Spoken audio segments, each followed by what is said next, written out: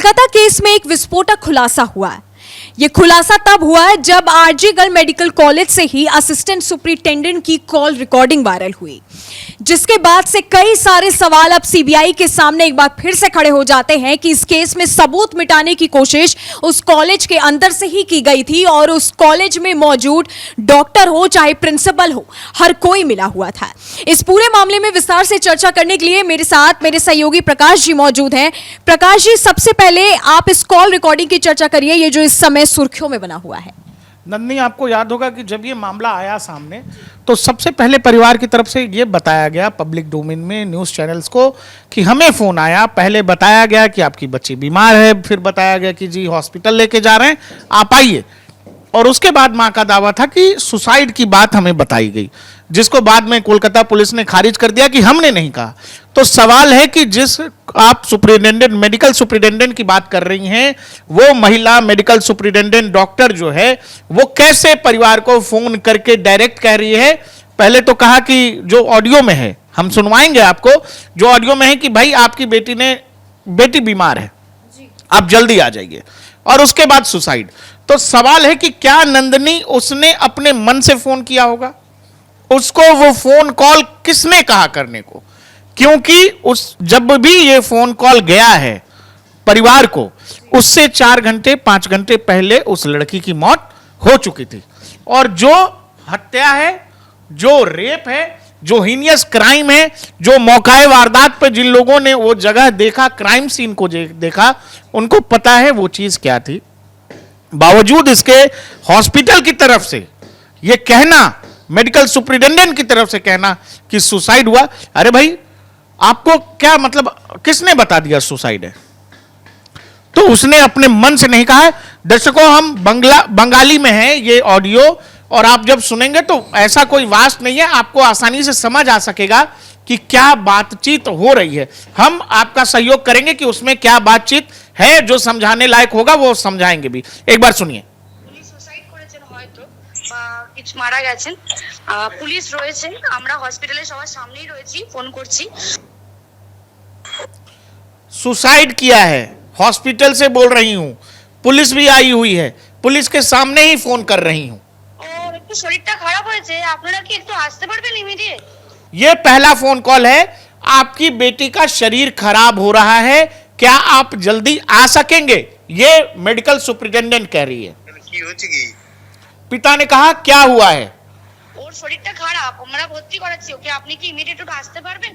उसकी शरीर खराब हो रही है, मतलब वो बीमार है, उसको हम भर्ती कर रहे हैं, क्या आप आ सकते हैं जल्दी?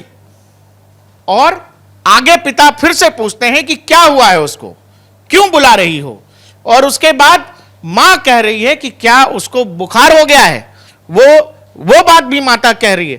लेकिन पीछे से बस यही बात आती है नंदनी कि वो हमने भर्ती कर दिया है, आप जब यहां आओगे तो आपको डॉक्टर बताएंगे। एक बार वो पूरा ऑडियो क्लिप आप सुनिए। এটা বলবেন তো, সেটা তো ডাক্তাররা বলবে আপনারা এলে। আমরা আমরা আপনার নাম্বারটা জোগাড় করলাম, করে জানালাম যে বাড়ির লোক হিসেবে আপনারা একটু তাড়াতাড়ি আসুন। কি হয়েছে সেটা বলো না তুমি। পেশেন্ট শরীরটা খারাপ, ভর্তি হয়েছে হসপিটালে, বাকিটা আপনারা এলে ডাক্তার বলবে। ওর কি জ্বর হয়েছে? আপনারা একটু আসুন, জলদি চলে আসুন। ওর একটু শরীরটা খারাপ হয়েছে, আপনারা কি একটু আসতে পারবেন ইমিডিয়েট? কেন, কি হয়েছে কি? ওর শরীরটা খারাপ, আমরা ভর্তি করাচ্ছি ওকে, আপনি কি ইমিডিয়েট একটু আসতে পারবেন? উনি সুসাইড করেছেন হয়তো, বা কিছু মারা গেছেন। পুলিশ রয়েছে, আমরা হসপিটালে সবার সামনেই রয়েছি, ফোন করছি। এটা বলবেন তো, সেটা তো ডাক্তাররা বলবে আপনারা এলে। আমরা আপনার নাম্বারটা জোগাড় করলাম, করে জানালাম যে বাড়ির লোক হিসেবে আপনারা একটু তাড়াতাড়ি আসুন। কি হয়েছে সেটা বলো না তুমি। পেশেন্ট শরীরটা খারাপ, ভর্তি হয়েছে হসপিটালে, বাকিটা আপনারা এলে ডাক্তার বলবে। ওর কি জ্বর হয়েছে? আপনারা একটু আসুন, জলদি চলে আসুন। ওর একটু শরীরটা খারাপ হয়েছে, আপনারা কি একটু আসতে পারবেন ইমিডিয়েট? কেন, কি হয়েছে কি? ওর শরীরটা খারাপ, আমরা ভর্তি করাচ্ছি ওকে, আপনি কি ইমিডিয়েট একটু আসতে পারবেন? উনি সুসাইড করেছেন হয়তো বা কিছু মারা গেছেন। পুলিশ রয়েছে, আমরা হসপিটালে সবার সামনেই রয়েছি, ফোন করছি। সেটা বলবেন তো। সেটা তো ডাক্তাররা বলবে আপনারা এলে। हालांकि ये जो दो ऑडियो क्लिप आपने सुनी, इन दो ऑडियो क्लिप में बहुत ज्यादा अंतर है। प्रकाश जी, पहले तो एक ऑडियो क्लिप में कहते हैं कि लड़की बीमार है, दूसरे ऑडियो क्लिप में कहते हैं कि आपकी लड़की ने सुसाइड कर लिया है, आप जल्दी आ जाइए। और इतना झूठ आप खुद सुन सकते हैं उस ऑडियो क्लिप में, जो वो असिस्टेंट सुपरिटेंडेंट कह रही है कि मैं कॉलेज के सामने से फोन कर रही हूं, पुलिस भी आ चुकी है, आप बस जल्दी से आ जाइए। जबकि ये पता था कि उस लड़की के साथ जो घटना हुई है वो 3 से 4 बजे के बीच में हुई और उस पीड़िता की मां बाप को सुबह 10:35 पर फोन किया गया। उस घटना के बाद से आप सोच सकते हैं कि 5 से 6 घंटे का गैप है। 5 से 6 घंटे के बाद उस कॉलेज से फोन करके झूठी जानकारी दी जाती है, जिसके बाद से सवाल यही खड़ा होता है कि आखिरकार संदीप घोष के बहुत ही आश्चर्यजनक और बहुत ही शर्मनाक बात होती है कि एक कॉलेज के अंदर प्रिंसिपल के रहते हुए, वो भी मेडिकल कॉलेज, डॉक्टर जिनको एक भगवान का दर्जा दिया जाता है, जिनको कहा जाता है कि भगवान के नीचे अगर कोई है तो वो डॉक्टर है, और साथ ही अगर एक लड़की के साथ ऐसा अपराध होता है तो प्रकाश जी, मेरे ये समझ नहीं आता कि वही महिला सुपरिटेंडेंट क्यों आखिर झूठ बोलती है। महिला सुपरिटेंडेंट भी आप जाने दीजिए, महिला होने के नाते आप अपने सामने किसी महिला को अगर उस स्थिति में देख रही हैं, सवाल यही खड़ा होता है कि आपको फोन करने किसने कहा था। अगर संदीप घोष ने कहा था तो संदीप घोष ने किसको कहा था। जिस तरह से जानकारी सामने आई कि जब ये घटना हो गई थी, उस लड़की के पास 4-5 लोगों ने खड़े होकर मीटिंग करी थी।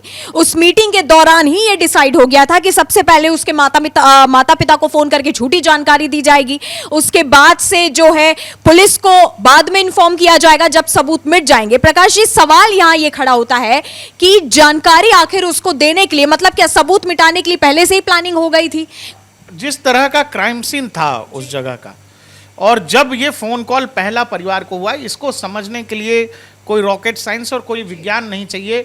ये बहुत ऑब्वियस लगता है कि आर्जिकल मेडिकल कॉलेज का प्रशासन, पुलिस प्रशासन और वेस्ट बंगाल की हायर अथॉरिटीज, वो सब मिलकर के कोशिश ये करते हैं कि किसी भी तरह से, चूंकि एक हॉस्पिटल का मामला है, डॉक्टर के साथ हुआ है, सब ने ये तय कर लिया कि क्या हम इसको मैनेज कर सकते हैं, क्या ये मैनेजेबल है, क्या इसको संभाला जा सकता है। वो पूरी नहीं तो आप ये बताइए ना कि आप घर वालों को बताते हैं 6 से 8 घंटे के बाद, आपको ये पता है कि लड़की की हत्या हो गई है, आपको ये पता है कि उसके साथ दुष्कर्म हुआ है, और तब आपको 6 घंटे 8 घंटे अगर परिवार को बताने में लग जाते हैं, तो आप ये समझो कि वहां क्या किया जा रहा है।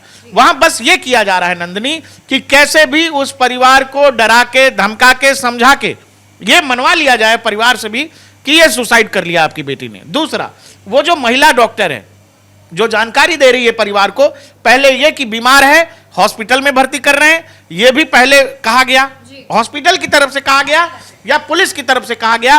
ये बंगाल पुलिस को, ममता बनर्जी को जवाब देना पड़ेगा। आप नॉनसेंस आके मुख्यमंत्री हैं और अपनी सरकार के खिलाफ खुद सड़क में उतर जाएंगे, इससे कुछ हल नहीं होता है।